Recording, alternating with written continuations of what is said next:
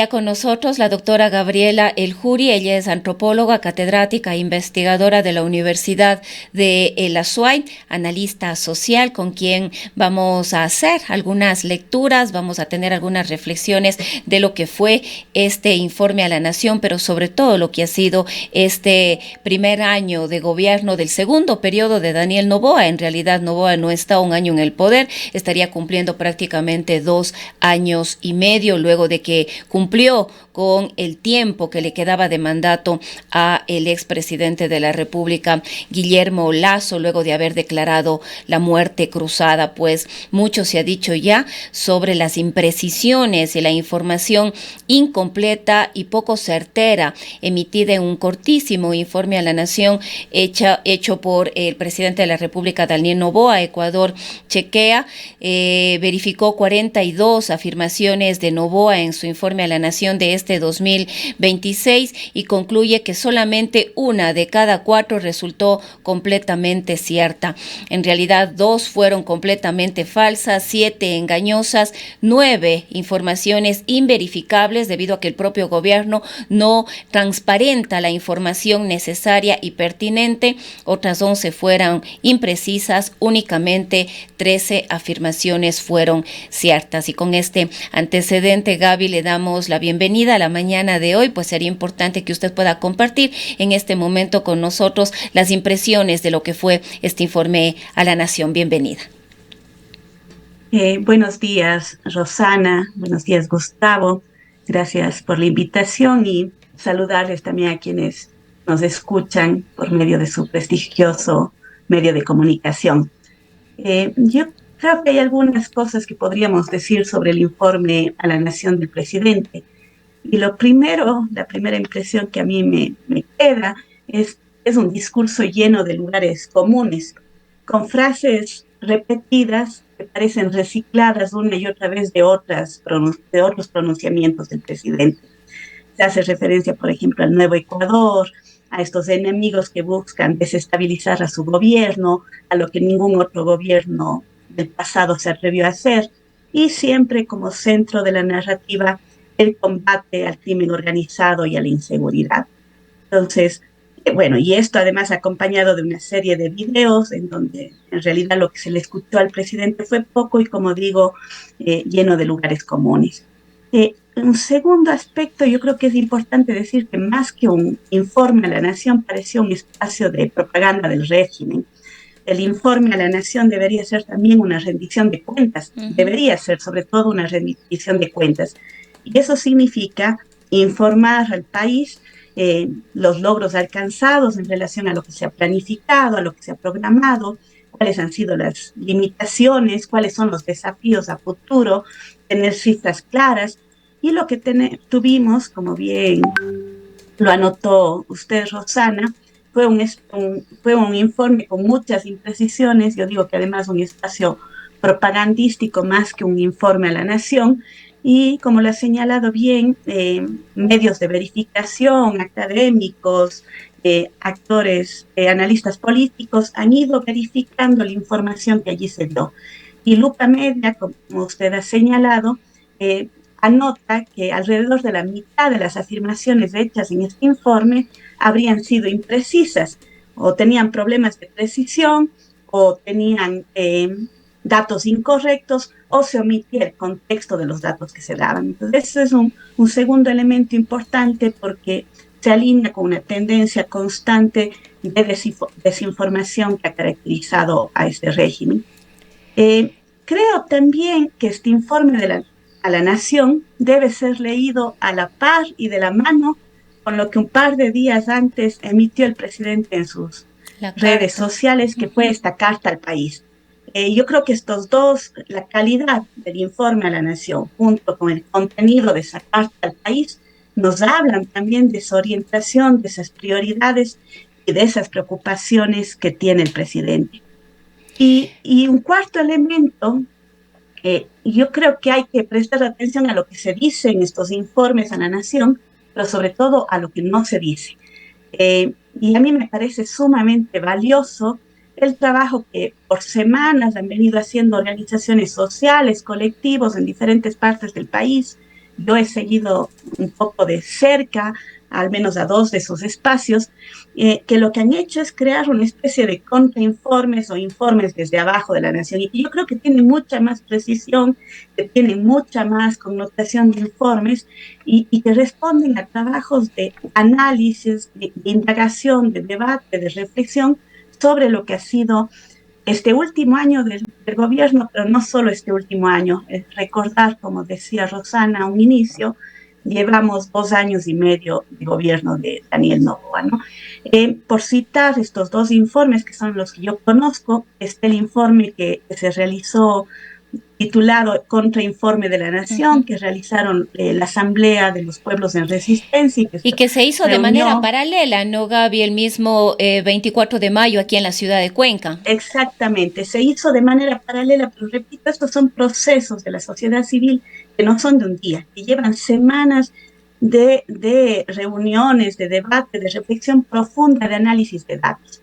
Entonces, está esta Asamblea de los Pueblos en Resistencia que ha emitido un informe, que ha hecho un análisis en esto que se llama el Contrainforme a la Nación, pero también está otro documento que a mí me parece muy interesante y creo que la ciudadanía debería leer lo que se llama el verdadero informe de la Nación, que se presentará esta tarde en la ciudad de Quito, en el que han trabajado organizaciones, activistas sociales, académicos, respetables de diferentes provincias del país.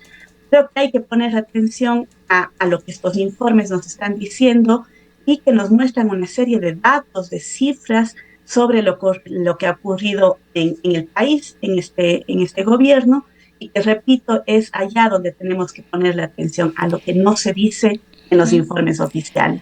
Además, Gaby, podríamos aseverar que este espacio fue utilizado por el presidente de la República más bien para, lejos de ser una rendición de cuentas, más bien se utilizó este informe a la nación para insistir y profundizar, diría yo, en esta polarización que ya vive el país por mucho tiempo y que es tan necesaria en este caso para Daniel Noboa para sostenerse en el poder, sobre todo pensando en las elecciones seccionales que se avecinan, que se adelantaron además para el mes de noviembre. Efectivamente, Rosana, la polarización es sumamente lesiva para el país, para la democracia, para la construcción de ciudadanía. Es a la par sumamente útil para Daniel Noboa, para su gobierno. Y es sumamente contradictoria también, ¿no? Porque si recordamos ese debate previo a las elecciones presidenciales que le llevaron al gobierno, a Daniel Noboa, él se mostraba como opuesto a esa polarización, se mostraba como alguien que no iba a caer en la polarización. Y sin embargo, uno de los primeros engaños fue precisamente eso. Ni bien asumió el gobierno, lo primero que empezó a hacer es polarizar, construir enemigos, atacar a toda voz disidente, a toda voz crítica, no importa de dónde venga, toda voz crítica busca ser acallada, busca ser atacada. Y le escuchaba a Gustavo hace unos minutos cómo hablaba incluso hablar de extrema derecha y de extrema izquierda, ¿no? Cuando hablamos de extremos, lo que buscamos es deslegitimar. Habría que preguntarnos en qué extremo está Daniel Noboa y su gobierno. Son varios los extremos en los que él toca. De ninguna manera se acerca a lo que podría ser un gobierno conciliador, un gobierno de diálogo o un gobierno de líneas intermedias o de propuestas equilibradas o de puntos equilibrados. Pero es útil esa polarización y ese discurso de polarización le es útil.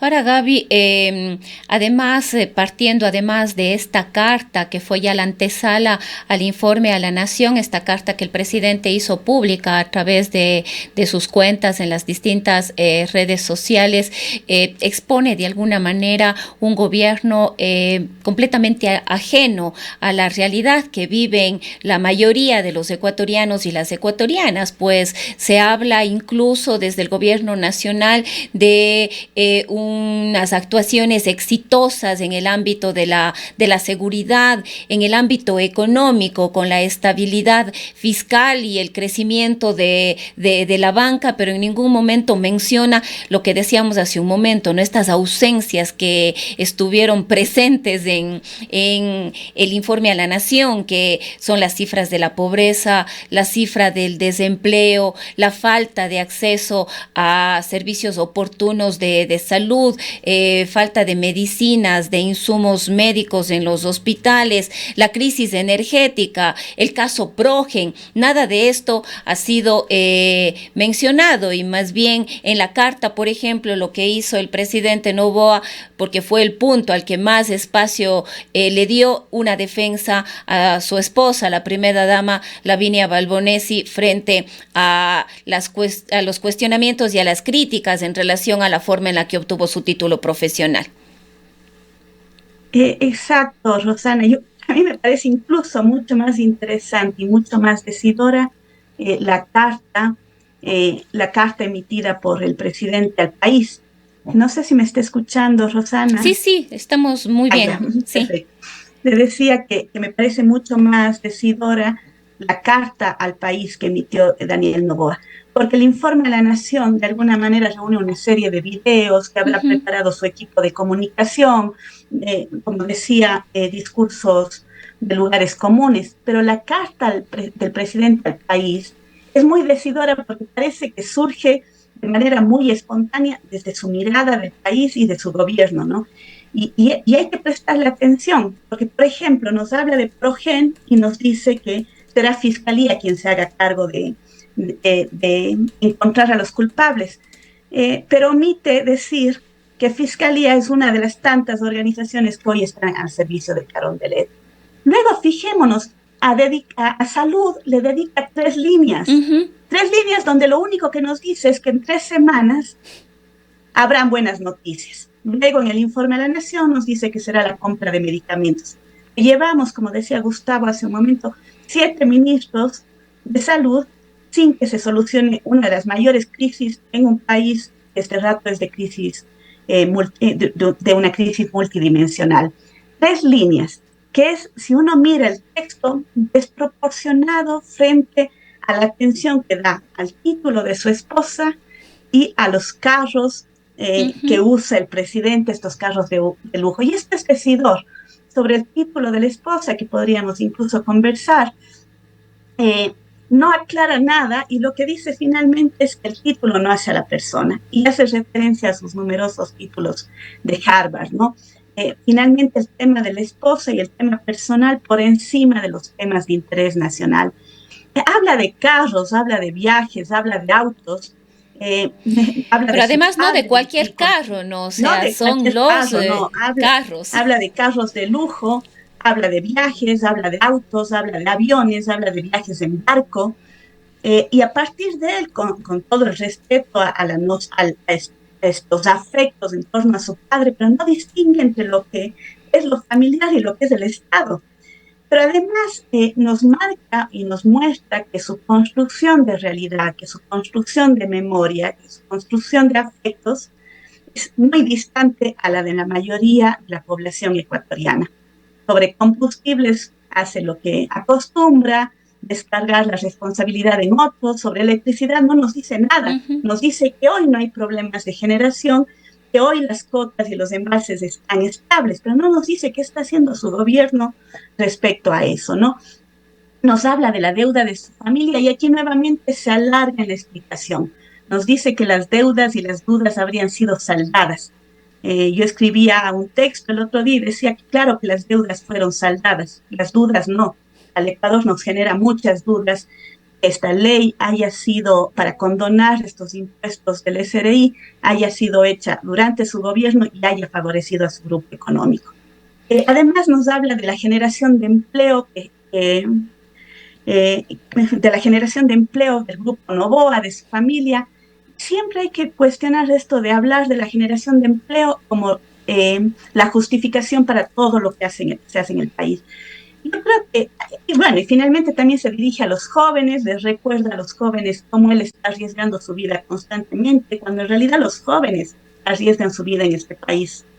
Arriesgan su vida en este país en las calles, arriesgan su vida en este país cuando intentan migrar, cuando salen, cuando cruzan la frontera. Y esta carta al país lo que a mí me muestra es que existe una distancia cognitiva y también de vida con el país que se gobierna, pero también de un presidente que no cumple su rol de estadista. Esta carta tiene todo menos el tono de un estadista. Un rol que confunde a su familia con el Estado y su rol individual de esposo, de hijo, frente al rol que debería tener como gobernante de un país. Entonces, repito, para mí esta carta es muy decidora y habría que analizarla incluso mucho más del informe a la nación. Y otros temas, Gaby, que han generado muchísima preocupación a lo largo de este gobierno y que tienen que ver con la democracia y la institucionalidad de este país, también quedan bastante al margen de la discusión, y no solamente del Ejecutivo, en este caso el presidente y sus ministros, sino ni qué decir de la Asamblea Nacional, por ejemplo. Y claro, de hecho, el saludo que hace el presidente Olsen, el presidente de la Asamblea, nos muestra esa sumisión del legislativo ante el ejecutivo. Y eso no es nuevo, lo hemos visto en todos estos meses, estos años ya de gobierno, una asamblea incapaz de promover el diálogo, el debate, la reflexión, y que actúa al son de lo que se emite desde el Ejecutivo, ¿no? Y eso también fue claro en el discurso de bienvenida de Olsen, donde no queda claro si están hablando al nombre del Legislativo o al nombre del Ejecutivo. Y bueno, el tema de la democracia es uno de los temas gravemente afectados en el país, lesionados en el país, pero son una serie de asuntos que quedan fuera, ¿no? ¿Qué pasa con lo de la política exterior, por ejemplo? Cada vez marcamos más distancia, mayor ruptura frente a países vecinos de la región como México, Cuba, Colombia recientemente, pero se marca también una agenda muy alineada con Washington, incluso con el Estado de Israel, que hay que decirlo es un Estado genocida. Y no hemos visto unos beneficios reales para el país, para los migrantes que están en Estados Unidos. No conocemos cómo favorecen esos acuerdos al país, por ejemplo. En temas de derechos humanos es otro tema crucial, cómo la ONU ha alertado o su preocupación frente a lo que está ocurriendo en el país, frente a lo que está ocurriendo en un estado de militarización, de estados de excepción constantes, frente a la democracia, los informes de Amnistía Internacional que dan cuenta de decenas de desapariciones forzadas, en este importante informe que si no estoy mal se titula Yo los vi, eran militares. No se habla de corrupción, es decir, se refiere a la corrupción como temas del pasado cuando hay casos sumamente preocupados en la actual administración. ¿Qué pasa con los derechos de la naturaleza en un gobierno con un modelo claramente extractivista? Para la SUAY, ¿qué pasa sobre vialidad? El presidente en su informe habló de este distribuidor de tráfico en Monay, que aunque pueda ser importante, es mínimo frente a los problemas de la vialidad en el sur del país, que además es un reclamo, una preocupación constante en nuestra región. Por citar unos ejemplos, podríamos hablar de los indicadores de trabajo, de pobreza, de salud, de educación, y por eso insisto en invitar a la ciudadanía a que lean estos informes que se han realizado desde otros espacios alternativos al poder. Ahora, Gaby, quizás en estos últimos minutos, aprovechando además su condición de académica, de docente universitaria, de investigadora, no podemos dejar de cuestionar y de analizar estos procesos para la obtención de títulos. Es cierto que la norma, las leyes permiten la regularización o la profesionalización de personas que han dedicado, digamos, o su trayectoria, su vida a una profesión, en este caso la comunicación social o el periodismo. No obstante, es importante poner los puntos sobre las IES, como decimos, en estas actuaciones. No es solamente el título de Lavinia Balbonesi, también es el título de Diana Jacome, que fue entregado de la misma manera a través de este mismo proceso en la Universidad de los Hemisferios, pero además no solamente son estos títulos y la forma en la que se entregan. Le acabamos de escuchar a la misma primera dama y ya hay una respuesta del gremio de nutricionistas diciendo que esta también es una profesión que debe respetarse y que un simple certificado, como fue el comentario de la primera dama, podría validar para que cualquier ciudadano pueda practicar estas actividades. Si bien me atrevería yo a decir que la academia en general, la universidad en general, la educación en general está atravesando una crisis, una serie de acciones que deben ser pensadas, repensadas, pues este se vuelve en definitiva un problema serio. Es sumamente serio, Rosana. Obviamente quienes vienen de la profesión, los nutricionistas han hecho su reclamo, los comunicadores también, porque saben lo que está detrás del esfuerzo para llegar a ser un comunicador, pero también de las implicaciones de la responsabilidad que ese título implica. Y estamos preocupados quienes estamos en la academia también, y nos preocupamos por varias razones. Por un lado, la opacidad, por decirlo menos, que ha habido en la obtención de este título universitario. No sabemos cuáles son los meses, cómo cursó esos meses de estudio, esos 8 meses la esposa del presidente, cuáles son los criterios que manejó la universidad que le graduó, ni cuáles son los méritos de trayectoria que acreditan ese proceso de validación profesional. El proceso de validación de trayectoria es un proceso que efectivamente la legislación ecuatoriana reconoce, posibilita, es un mecanismo que yo considero que es importante en el ámbito, por ejemplo, de las artes y de la gestión cultural. Muchas personas con una valiosísima trayectoria se han titulado por medio de ese mecanismo. Pero insisto, en el caso de Balbonesi no se conoce cuáles son los méritos, las evidencias presentadas, cuáles son los requisitos que estableció la universidad en función de la LOES y del reglamento de régimen académico. Pero además, sobre todo, está en duda las implicaciones de la situación de privilegio que tiene la primera dama. La primera dama, por usar este término que se usa en el país, que también habría que debatirlo, ¿no? Como respuesta, ha habido 2 momentos de la esposa del presidente. El uno fue un video donde ella apela a la discriminación de género. Yo creo que aquí hay que marcar ciertas precisiones. ¿Cómo puede apelarse a este sentido de malestar frente, como ella dice, incomoda cuando una mujer avanza, ¿no? Y luego dice que ella ha hecho un enorme esfuerzo siendo madre, esposa a la vez y estudiando, ¿no? Yo digo, es igual el esfuerzo de la esposa del presidente, que pertenece al 1% de la población que concentra el 23% de la riqueza del país. Puede hablar en nombre de las mujeres, de la mayoría de las mujeres de este país. Puede hablar de la situación de esos estudiantes que todos los días hacen un esfuerzo enorme por 4 años en un título de licenciatura para llegar a la universidad. Pero por otro lado, apela a la discriminación de género. Yo creo que aquí lo que no hay es discriminación de género. No se cuestiona que como mujer haya obtenido ese título. Lo que se cuestiona cuáles fueron los mecanismos y la opacidad que rodea este caso.